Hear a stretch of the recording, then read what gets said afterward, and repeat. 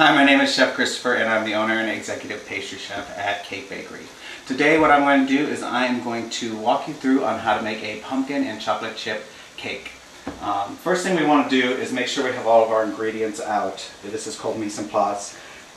Reason for that is you want to make sure you have all your ingredients. You're not running to the grocery store or anything like that at the last minute trying to figure out what you need because you're in the middle of it.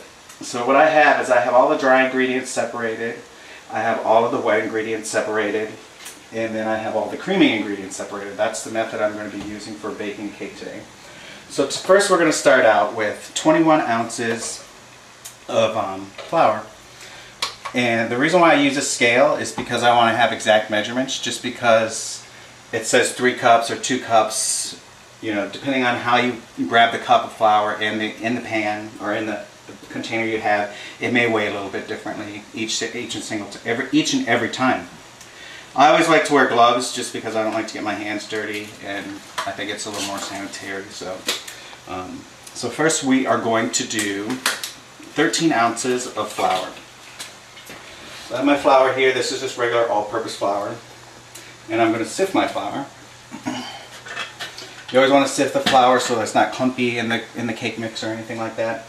So I have my scale. A good scale to have is a digital scale that has tar where you can zero it out and stuff like that.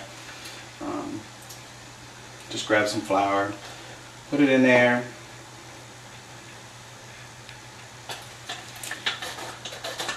And we're going to get 13 ounces of flour.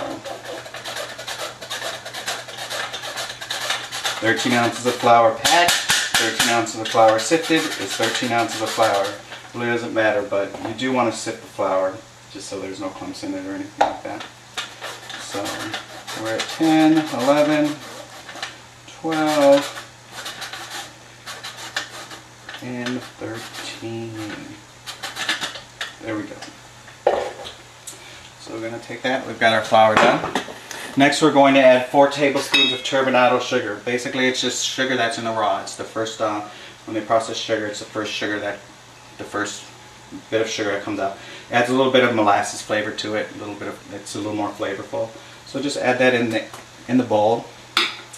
Next we have some baking powder. This is a leveling agent. It's going to make the cake rise. So we're going to have 1 tablespoon baking powder.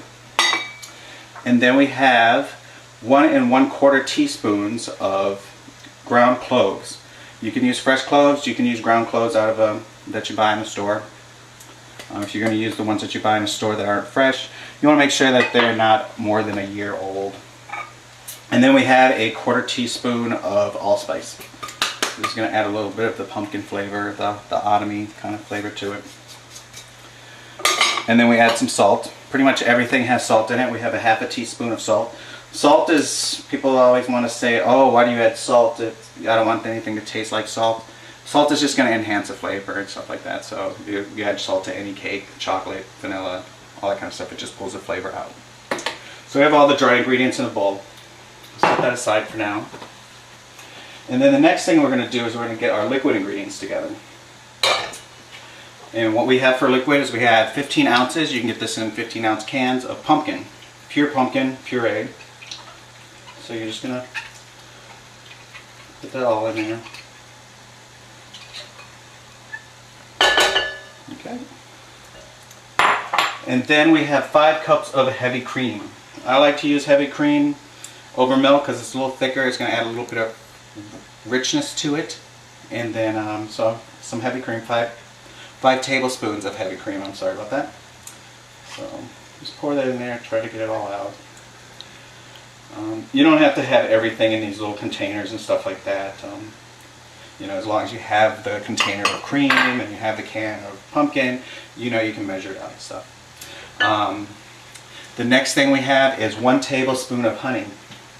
Honey, there's a trick to honey if you're going to measure it out. Just take some non-sticking agent, spray it on the spoon that you're going to measure it with, and then you're going to go ahead and just pour it out. And this way you're not going to be fighting with it to get it out of the spoon. So we're going to do 1 tablespoon of honey.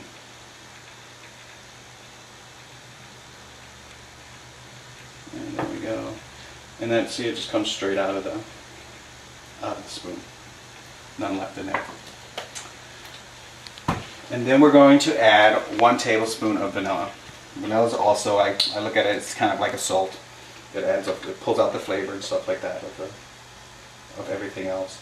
So 1 tablespoon of vanilla. There we go. We'll put it in there. So what I like to do is I'll set that aside, and we're going to have to do what we're going to call the creaming method. And what we need to do is cream our butter and our sugar together. So just take a bowl, you want to measure out your sugar. It's going to be 21 ounces of sugar. I believe it's 21 ounces of sugar. Yes, 21 ounces of sugar. And I put 0, I put the new bowl on the scale. Don't worry about the clumps in the sugar, if there's clumps or anything like that. It's 21 ounces, it's 21 ounces. 15. And I'll put the recipe on the video online also. And I'll also have it in cups and stuff if you don't want to get a scale, but I highly suggest getting a scale. That way it's going to be accurate. It's always going to be the same. The recipe it's always going to taste the same. So we have our sugar. For that point, we're done with the scale. We're going to go ahead and start creaming.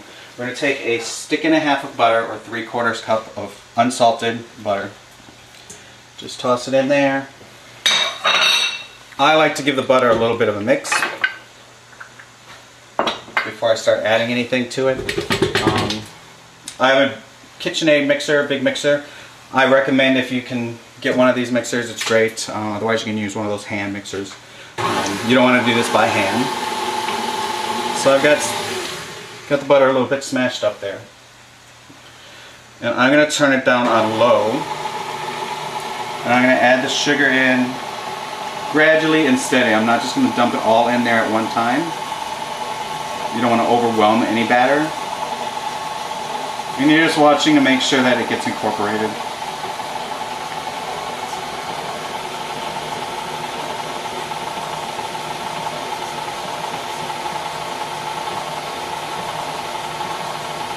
And you'll see it to start to clump up, the sugar and the butter.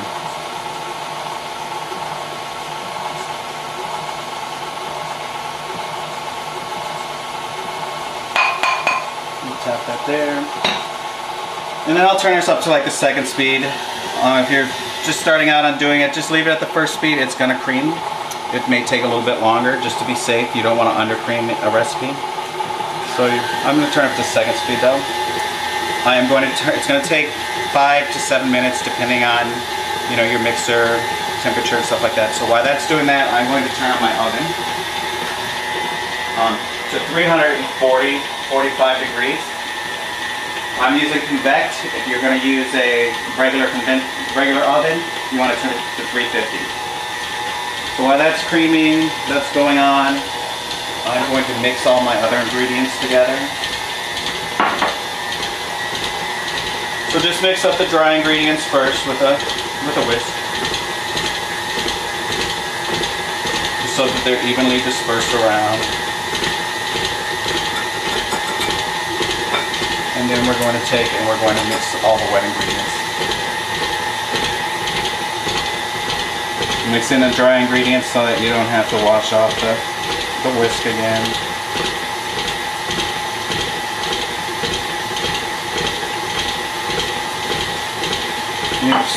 During the creaming process, you're going to want to scrape down the bowl. So just open it up, scrape down the bowl. And pretty much by the time the oven is preheated, the creaming is probably going to be done.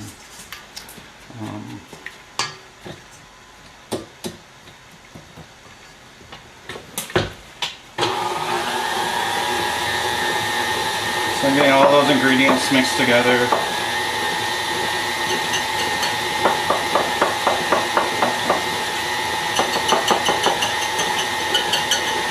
Paper towel.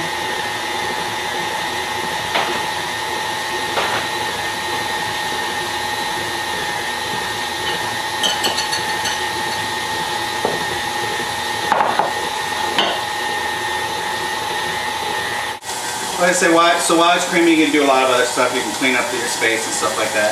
I like to do the pan. Just spray the pan lightly on the sides, the edge. Take some wax paper, place it in the pan.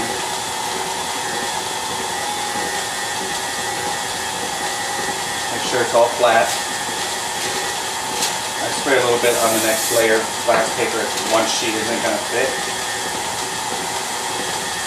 And you're doing this just so the cake doesn't stick to the bottom, and then when you bake the cake and you pull it out of the oven and turn it upside down, you don't want to rip the bottom of the cake and then you have to just kind of a ruined cake. But I can go into how to fix that later. And you can see in the bowl that it's now not as pumpy. It's starting to get a little smoother, a little creamier. So it's almost done creaming. I would say another 3 minutes probably. So I'm going to let that cream. And while that creams, I am going to be right back.